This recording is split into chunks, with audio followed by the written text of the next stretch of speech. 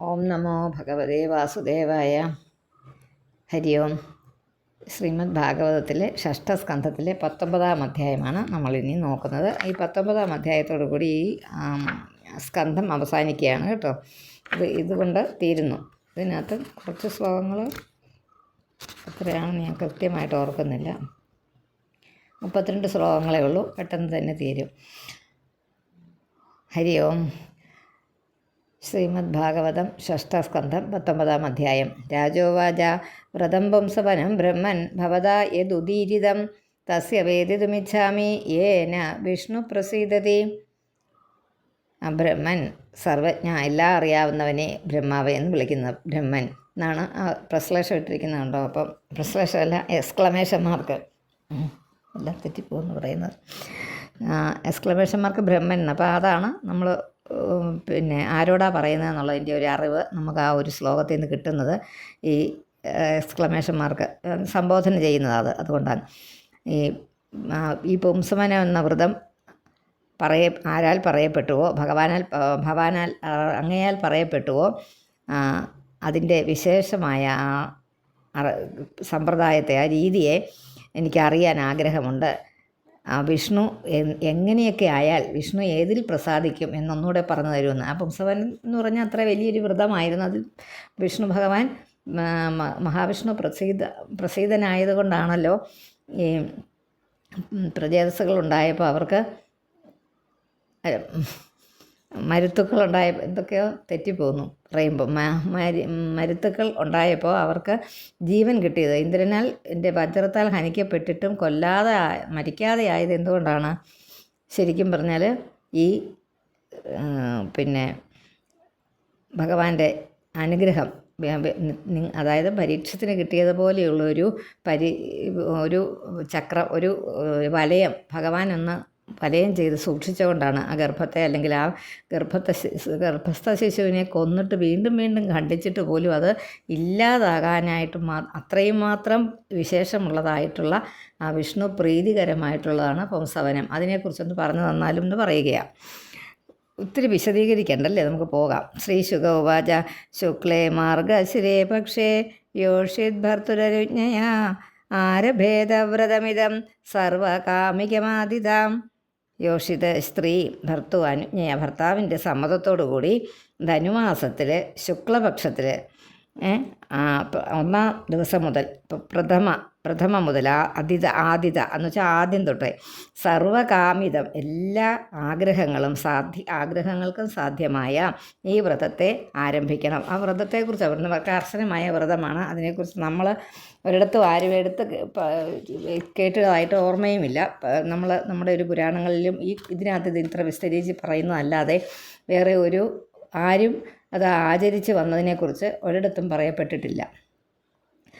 അതുകൊണ്ട് അത് ഭാര്യാവ്രതം ദീക്ഷിക്കണം യോഷിത് എന്ന് പറഞ്ഞിട്ടുണ്ടെങ്കിലും പുരുഷനുമാവാമെന്ന് ഇതിനകത്ത് തന്നെ 29-ാമത്തെ ശ്ലോകത്തിൽ പറയുന്നുണ്ട്. ഇത് പുരുഷനുമാകാമെന്ന്. അപ്പോൾ അത് സ്ത്രീക്ക് മാത്രമല്ല, അത് വിഷ്ണു ഭഗവാനെ പ്രീതിപ്പെടുത്താനുള്ളൊരു മഹാവിഷ്ണുവിനെ പ്രീതിപ്പെടുത്താനുള്ളൊരു വ്രതമായിട്ട് ഇതിനെ പറയുന്നു എന്ന് പിന്നീട് പറയും കേട്ടോ.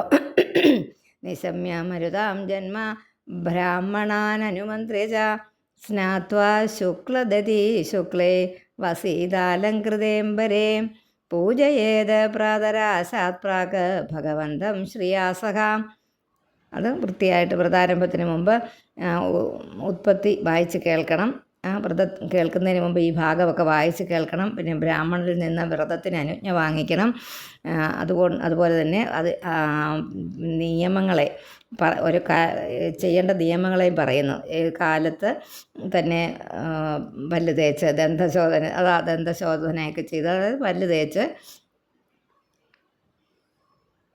പ്രാക് ഭഗവന്തം ശ്രീയാസഹേ, ഭഗവാനെ എല്ലാ ശുഭ്രവസ്ത്രങ്ങളൊക്കെ അണിഞ്ഞ് ഭഗവാനെ ശ്രീദേവിയോടുകൂടി ശ്രീവിഷ്ണുവിനെ പൂജിക്കണം. ദേവിയോടുകൂടി ഭഗവാനെ പൂജിക്കണം എന്നാ.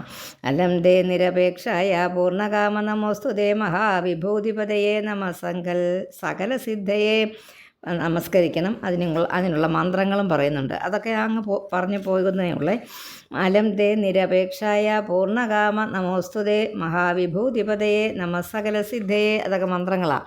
യഥാത്വം കൃപയാ ഭൂത്യാ തേജസ മഹിനൗജസ ജുഷ്ട ഈശഗുണൈ സർവൈഹി, അത് സ വെട്ടിക്കളയുന്നിട്ട് തതോസി ഭഗവാൻ പ്രഭുഹോ, അവിടെ ആ സ വെട്ടിക്കളയുന്ന മാത്രമേ ഉള്ളൂ. സർവൈ കഴിഞ്ഞിട്ട് നിർത്തുക, സർവൈഹി, എന്നിട്ട് പിന്നെ സ വെട്ടിക്കളഞ്ഞിട്ട് തതോസി ഭഗവാൻ പ്രഭുഹോ വിഷ്ണുഭഗ്നി മഹാമായേ മഹാപുരുഷലക്ഷണേ പ്രിയേ ധാമേ മഹാഭാഗേ ലോകമാതർ നമോസ്തുതേ. നമസ്കരിക്കുന്ന ആ ശ്ലോകമാണ്, വേറെ ഒന്നുമില്ല ഇതിനകത്ത്. ഓം നമോ ഭഗവതേ മഹാപുരുഷായ മഹാനുഭാവായ മഹാവിഭൂതിപതയെ സഹ മഹാവിഭൂതിഭിർ ബലിം ഉപഹരാണീതി, ഉപഹരാ നീട്ടണം, ഉപഹരാണി ഇതി അങ്ങനെ വായിച്ചാൽ മതി. അപ്പോൾ ഒന്നിച്ച് വായിക്കണം. മഹാവിഭൂതിഭിർ ബലിം ഉപഹരാണീതി അനേനാഹരഹർമന്ത്രേണ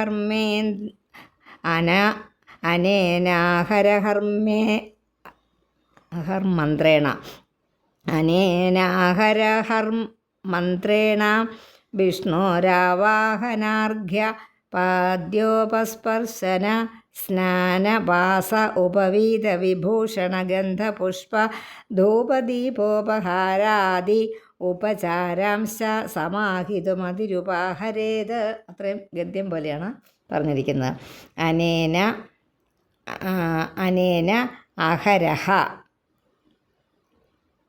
അഹരഹ മന്ത്രേണ, ആ വാക്ക് വേറെ എഴുതി വെച്ചു, അതാ എളുപ്പം.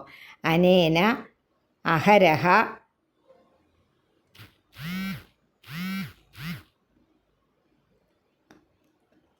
മന്ത്രേണ, അനേന അഹരഹ മന്ത്രേണ വിഷ്ണോരാവാഹനാർഘ്യ ആവാഹിച്ച് പാദ്യോപസ്പർശന സ്നാന എന്ന വാക്ക് കിട്ടാസ വേണ്ടതാണ്. പാദ്യോപസ്പർശന സ്നാനവാസ ഉപവീത വിഭൂഷണ ഗന്ധപുഷ്പ ധൂപ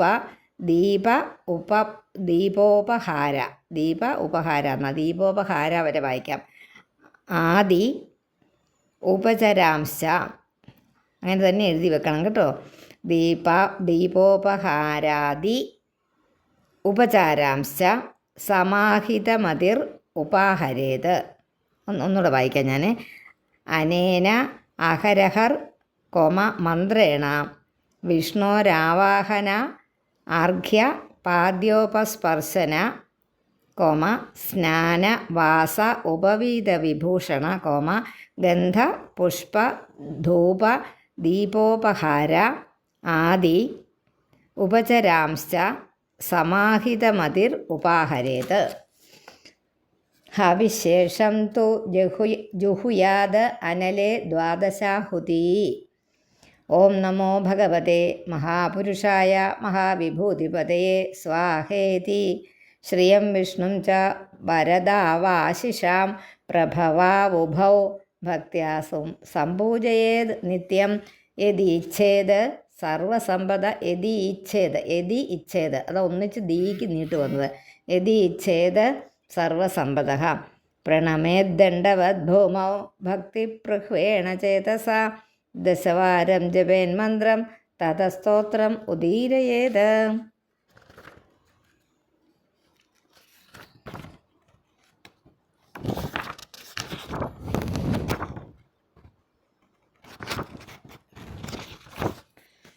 യുവാം തു വിശ്വസ്യ വിഭോ ജഗതഃകാരണം പരം. ഇയം ഹി പ്രകൃതി സൂക്ഷ്മ മായാശക്തിർദുരത്യയാ തസ്യാധീശ്വര സാക്ഷാത് ത്വമേവ പുരുഷപര. ത്വം സർവയജ്ഞയുജ്യേയം ക്രിയേയം ഫലഭുഗ്ഭവാൻ. ഗുണവ്യക്തിരിയം ദേവി വ്യഞ്ജകോ ഗുണഭുഗ്ഭവാൻ. ത്വം ഹി സർവശരീരി ആത്മാ ശ്രീശരീരേന്ദ്രിയാശയാം. നാമരൂപേ ഭഗവതി പ്രത്യയസ്ത്വം അപാശ്രയ. യഥാ യുവാം ത്രിലോകസ്യ വരദൗ പരമേഷ്ഠിനൗ തഥാ മാ ഉത്തമശ്ലോക സന്തു സത്യാ മഹാശിഷഃ ഇത്യഭിഷ്ടൂയ വരദം ശ്രീനിവാസം ശ്രിയാ സഹ തന്നിസ്സാര്യോപഹരണം ദത്വാചമനമർച്ചയേത് തതസ്തു വീതസ്തോത്രേണ ഭക്തിപ്രഹ്വേണ ചേതസാ യജ്ഞോച്ഛിഷ്ടമവഘ്രായ പുനരഭ്യർച്ചയേത് ഹരിം പതിം ച പരയാ ഭക്ത്യാ മഹാപുരുഷചേതസാ പ്രിയൈസ്തൈസ്തൈരുപനമേത് ഉപനമേത് എന്ന് വായിച്ചാൽ മതി, ഇടയ്ക്കായ ഉടനായ.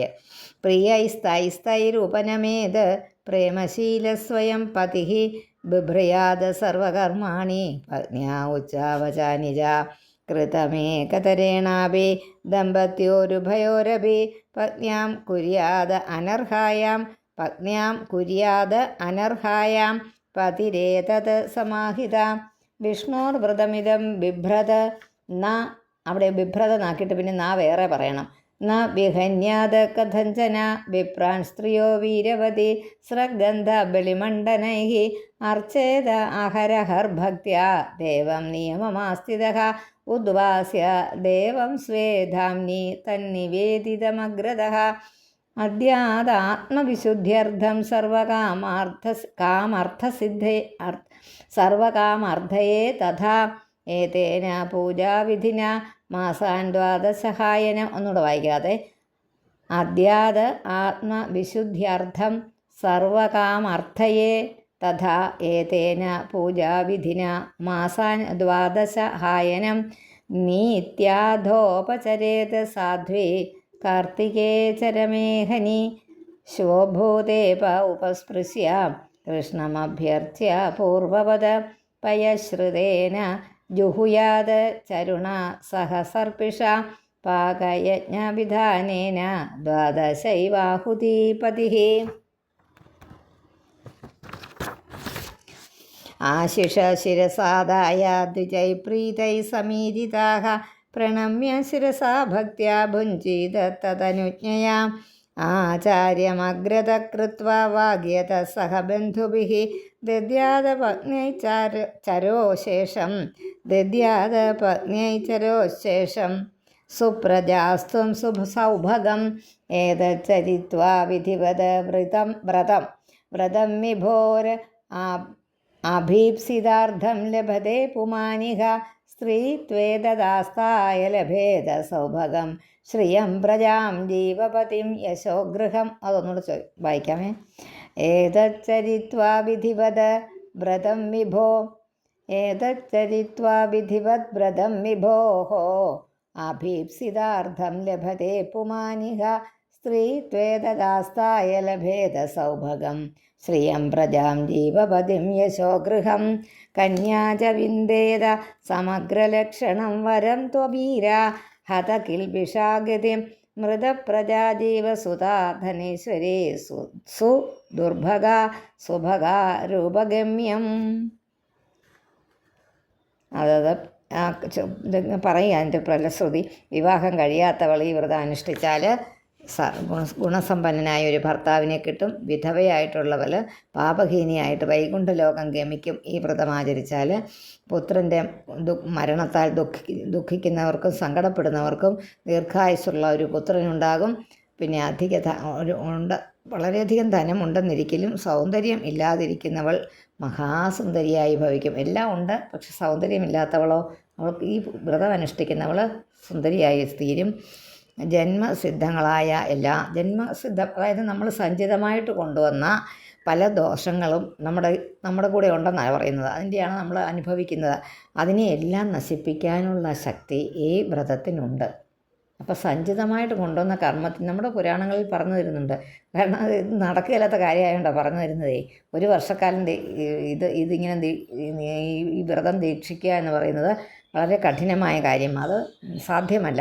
അത് സാധ്യമായവർക്ക് ഒന്നും വേണ്ടാതാകും. കാരണം ഭഗവാനെ മുഴുവൻ നാൾ ഒരു വർഷക്കാലം പൂർണ്ണ മനസ്സോടെ പൂജിക്കുന്നവർക്ക് പിന്നെ ഒന്നും വേണ്ട. അവർക്ക് പിന്നെ സുഖം ആ പ്രാർത്ഥനയിലും അതിലുമായിത്തീരും. അപ്പോൾ പിന്നെ ബാക്കിയൊന്നും വേണ്ടെന്നായി കഴിയുമ്പം പിന്നെ ആ ജന്മങ്ങൾ കൊണ്ടുണ്ടായ ദുഃഖങ്ങൾ, സഞ്ചിത കർമ്മങ്ങളൊക്കെ വിട്ടുപോകില്ലേ, നമ്മൾ മോക്ഷത്തെ പ്രാപിക്കുമെന്നർത്ഥം.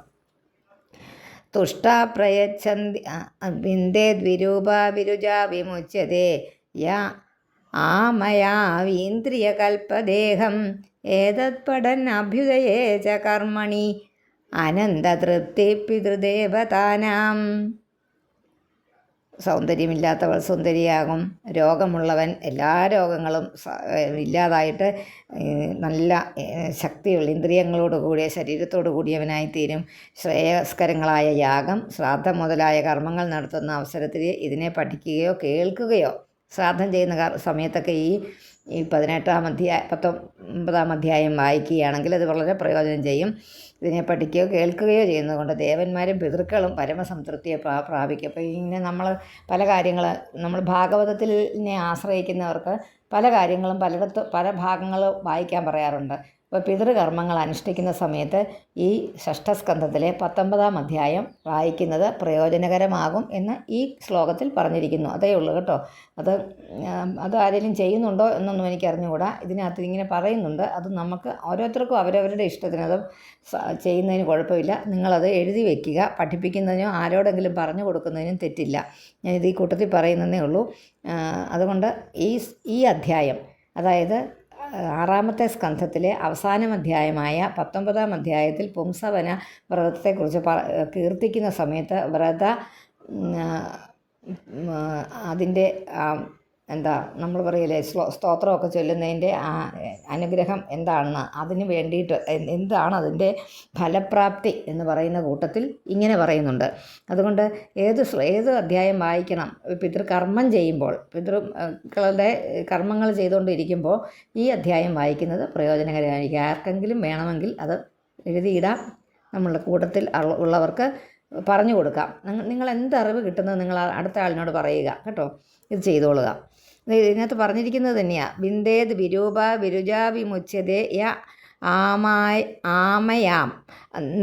ആമയാം ഇന്ദ്രിയകൽപ്പദേഹം. എല്ലാ ഇതോടും കൂടി ഇന്ദ്രിയങ്ങളുടെ ഇതോടും കൂടി ശരീരത്തോടു കൂടിയവനുമായി തീരും രോഗി. ഏതത് പഠൻ അഭ്യുദയേ ച കർമ്മണി അനന്തതൃപ്തിയും പിതൃദേവതാനാം. ഈ കർമ്മങ്ങൾ ചെയ്യുമ്പോൾ പിതൃക്കളും ദേവതമാരും തൃപ്തരാകും. ഇത് വായിക്കുന്നത് കൊണ്ടെന്നാണ് പറഞ്ഞിരിക്കുന്നത്.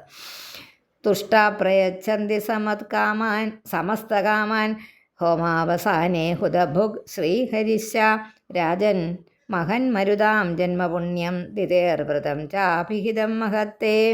ഈ ഹോമത്തിൻ്റെയൊക്കെ അവസാനത്തിൽ ദേവന്മാരൊക്കെ സന്തുഷ്ടരായിട്ട്, പിതൃക്കളും സന്തുഷ്ടരായിട്ട്, അഗ്നി, ശ്രീ, ഹരി എല്ലാ സാധകൻ ആഗ്രഹിക്കുന്ന എല്ലാ കാര്യങ്ങളും, ഇത് ചെയ്യുന്നയാളെ ആഗ്രഹിക്കുന്ന എല്ലാ കാര്യങ്ങളെയും സാധിപ്പിക്കും. അതുകൊണ്ട് മഹാരാജാവേ, മഹാനുഭാവന്മാരായ ഈ മരുത്തുക്കളുടെ ഉൽപ്പത്തിയെയും ദിതിയുടെ ആ പുണ്യകരവും മാഹാത്മ്യവും അറിഞ്ഞ ഈ വ്രതത്തെ ഞാൻ അങ്ങയോട് പറഞ്ഞു തന്നിരിക്കുന്നു.